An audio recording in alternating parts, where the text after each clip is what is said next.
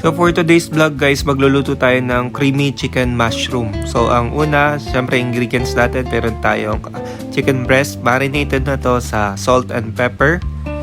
Yan. Syempre yung ating sibuyas. Tapos meron tayong garlic. Yung garlic hindi ko na binalatan kasi ako lang naman kakain. So gusto ko ng ganyan.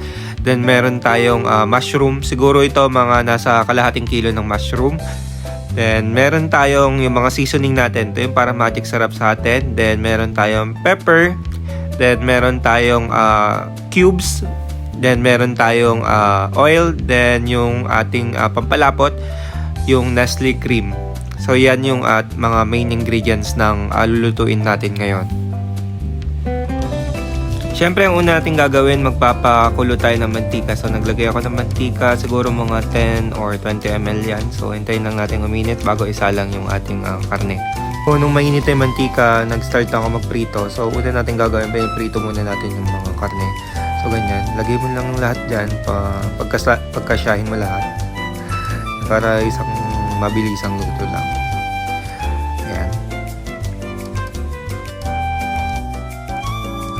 Kung medyo okay na siya, so kailangan mong baliktarin. So mga ganyan, babaliktarin natin siya.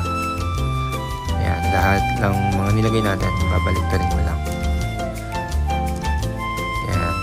So ganyan lang yung ating gagawin guys. So, ayan, after nyan, siguro pag medyo nag golden brown na siya, ayan, pwede na natin siyang tanggalin. So after nyo magigisa tayo, siyempre yung bawang, gisa lang natin hanggang sa lumabas yung kaluluwa. Then sunod natin yung sibuyas, diba? Napakabilis niyan. Kaya pinas forward ko na para hindi kayo maboring. So after nya, lagay natin yung mushroom. Yan, yung mushroom kasi siya nagbibigay ng parang earthy flavor sa ating pagkain. Yan, ginigisa ko lang siya. So after nyan, gisa-gisa mo lang siya. Then nag-add ako ng pepper. Yan, diba? Mabilis, napakabilis niyan. Then after nyan, lagay tayo ng tubig.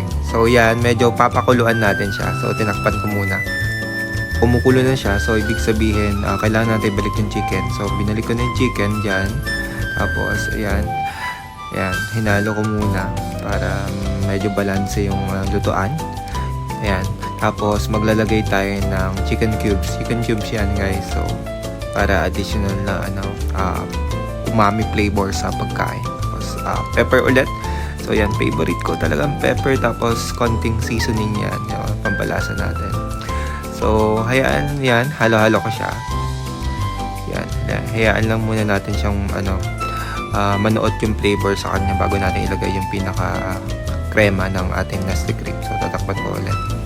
Nung naluto na nga siya, so ilalagay na natin yung Nestle cream natin. Yan, pansin nyo yan, pinigapiga ko pa siya para diba? Sayang naman kasi. Diba, haluin natin siya, tapos ayan lang natin siya.